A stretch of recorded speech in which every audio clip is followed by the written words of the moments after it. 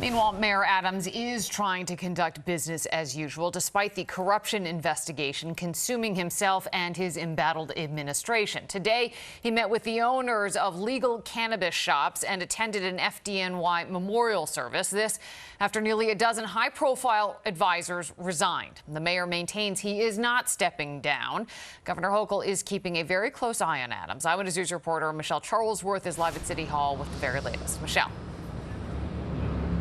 Well, as you said, no arrests or resignations today, but there is a brand new City Hall chief counsel in Allison Stoddart, who is replacing Lisa Zornberg. And the governor weighed in on the new deputy mayor, Torres Springer.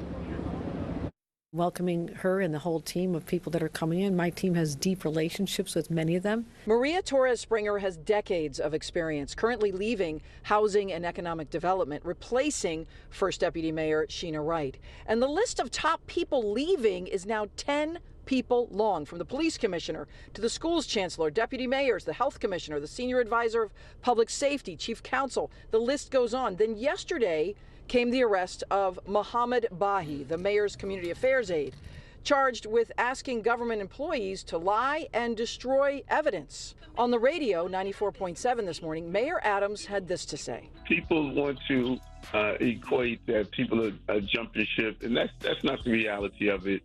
Many people in government, they serve for 2 years, they serve for 3 years. The mayor sounding like the calm in the storm, a bit different from last night at Gracie Mansion.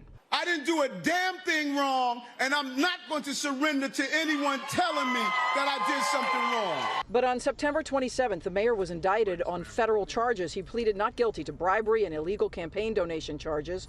Since then, a Marist poll indicated that 69% of New Yorkers want him to step down. Governor Hochul talked about the changes and vacancies. I have asked him to make some changes. I think you'll see a steady flow of changes last week, this week. But the mayor Tuesday was clear about who's calling the shots. I'm the mayor. I don't get sign off from other entities. She has to run the state.